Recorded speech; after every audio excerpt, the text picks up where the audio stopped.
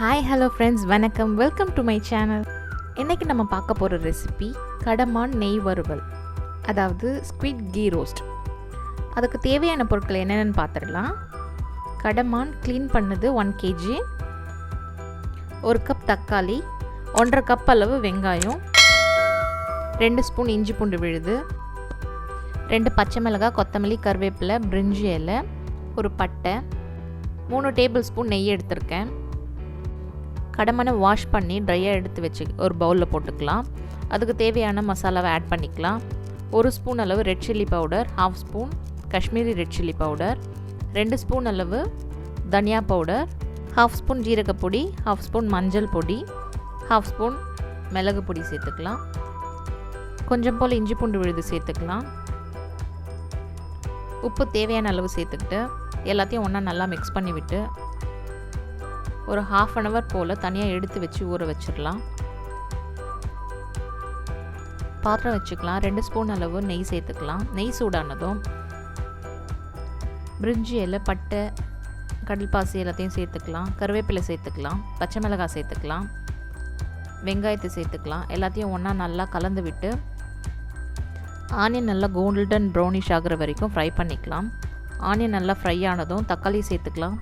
தக்காளி நல்லா குழையிறதுக்காக கொஞ்சம் போல் உப்பு சேர்த்துக்கிட்டு ஃப்ரை பண்ணிக்கலாம். தக்காளி நல்லா வெந்து குழஞ்சி வரணும். மஞ்சள் பொடி 1/2 ஸ்பூன் சேர்த்துக்கலாம். பேலன்ஸ் இருக்க இஞ்சி பூண்டு விழுதை சேர்த்துக்கலாம். சேர்த்துக்கிட்டு அதையும் நல்லா ஃப்ரை பண்ணிக்கலாம். இந்த மசாலாவை தனியாக ஒரு பிளேட்டில் மாற்றிக்கலாம். அந்த பாத்திரத்தில் நெய் இருக்கும். அந்த நெய்லேயே நம்ம ஊற வச்சு எடுத்து வச்சுருக்கிற கடமானை சேர்த்து ஒரு முறை ஃப்ரை பண்ணிக்கலாம். பேலன்ஸ் இருக்கிற நெய்யையும் சேர்த்து நல்லா கடமான் சுருண்டு வர வரைக்கும் நம்ம ஃப்ரை பண்ண போகிறோம்.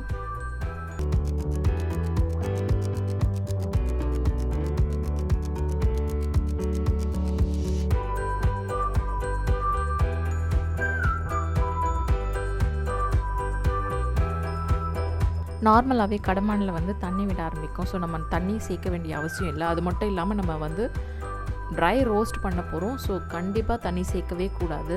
அதிலேருந்து வர தண்ணியை கூட நம்ம நல்லா மிக்ஸ் பண்ணிவிட்டு ட்ரை பண்ண வச்சிடணும். ஸோ மூடி போடாமல் குக் பண்ணுறது தான் நல்லது. அடிக்கடி கலந்து விடணும். அடி பிடிக்காமல் பார்த்துக்கணும். கொஞ்சம் கொஞ்சமாக தண்ணி வர ஆரம்பிச்சிருக்கு. இது மொத்தமாக ட்ரை ஆகி நல்லா ரோஸ்ட் ஆகிற வரைக்கும் நம்ம கலந்து விட்டுக்கிட்டே இருக்கணும். ஓகே, இப்போ நல்லா ரோஸ்ட் ஆகிட்டு வருது. நல்லா அடிப்பிடிக்காமல் கலந்து விட்டுக்கிட்டே இருக்கணும். இது கொஞ்சம் அடிப்பிடிக்கும் தான்.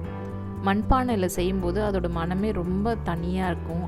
அதுவும் கீ ரோஸ்ட் அதில் செய்யும்போது ரொம்பவே சூப்பராக இருக்கும். இப்போ நம்ம எடுத்து ஆற வச்சுருக்கிற மசாலாவை ஒரு மிக்ஸி ஜாரில் போட்டு நல்லா பேஸ்ட் போல் அரைச்சிட்டு அதையும் ஆட் பண்ணிக்கலாம். அதையும் சேர்த்துக்கிட்டு ஒரு முறை நல்லா கலந்து விட்டு ஃப்ரை பண்ணிக்கலாம்.